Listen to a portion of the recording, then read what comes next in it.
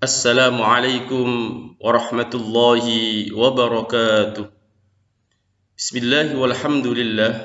Wassalatu wassalamu ala rasulillah Sayyidina Muhammad ibn Abdullah. Amma ba'd. Bertemu kembali dalam pembelajaran pendidikan agama Islam dan budi pekerti. Tema yang akan kita bahas meneladani perjuangan Rasulullah sallallahu alaihi wasallam pada periode Mekah. Kerasulan Nabi Muhammad sallallahu alaihi wasallam dan wahyu pertama. Menurut beberapa riwayat yang sahih, Nabi Muhammad sallallahu alaihi wasallam pertama kali diangkat menjadi rasul pada malam hari tanggal 17 Ramadan. Saat itu usia beliau 40 tahun. Malaikat Jibril datang untuk membacakan wahyu pertama yang disampaikan kepada Nabi Muhammad sallallahu alaihi wasallam, yaitu Al-Qur'an surat Al-Alaq ayat 1 sampai 5. Nabi Muhammad sallallahu alaihi wasallam diperintahkan membacanya. Namun Rasulullah sallallahu alaihi wasallam berkata bahwa ia tidak bisa membaca.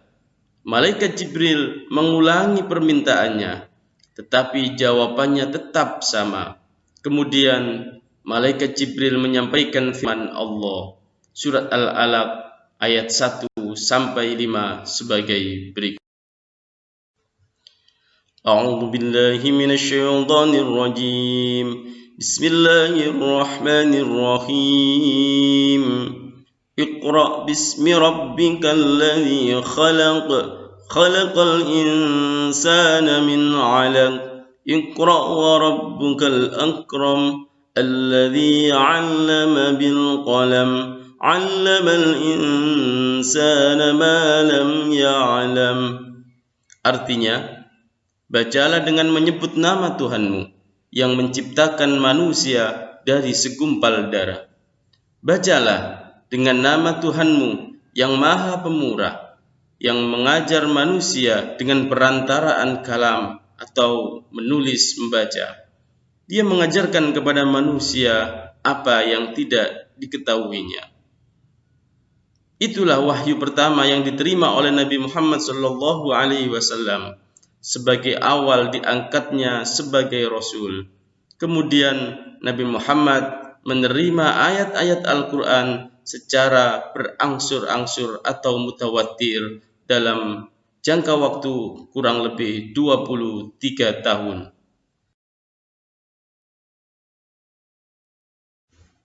Ma'asyiral hadirin rahimakumullah. Ajaran-ajaran pokok Rasulullah sallallahu alaihi wasallam di Mekah. Yang pertama, akidah. Rasulullah sallallahu alaihi wasallam diutus oleh Allah Subhanahu wa taala untuk membawa ajaran tauhid. Masyarakat Arab yang saat ia dilahirkan, bahkan jauh sebelum ia lahir, hidup dalam praktek kemusyrikan. Ia sampaikan kepada kaum Quraisy bahwa Allah Subhanahu wa taala Maha Pencipta segala sesuatu yang ada di alam ini.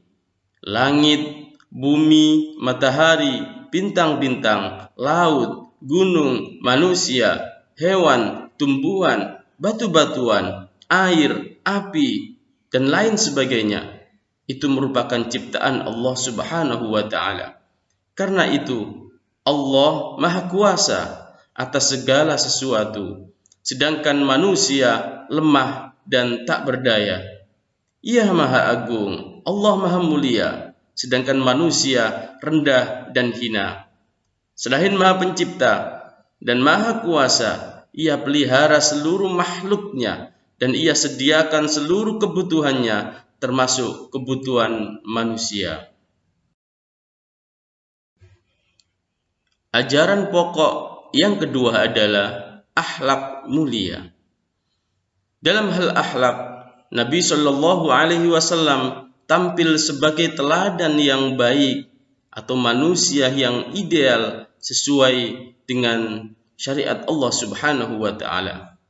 Sejak sebelum menjadi nabi, ia telah tampil sebagai sosok yang jujur, sehingga diberi gelar oleh masyarakatnya sebagai Al-Amin, yang dapat dipercaya. Selain itu, Nabi Muhammad SAW merupakan sosok yang suka menolong dan meringankan beban orang lain.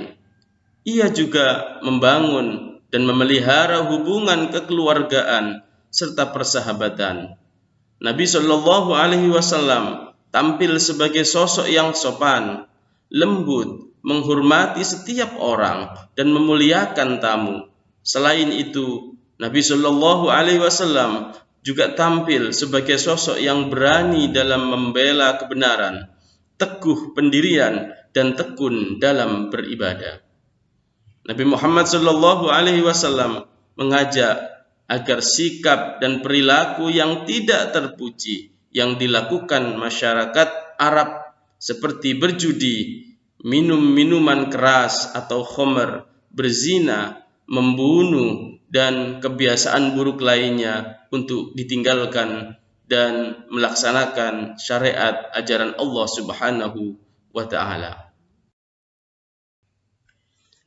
Demikian penjelasan yang singkat mengenai dakwah Nabi Muhammad SAW di kota Mekah. Akan kita sambung di pertemuan yang akan datang. Semoga penjelasan yang singkat ini menjadi ilmu yang bermanfaat. Pesan dari saya, jangan tinggalkan sholat 5 waktu.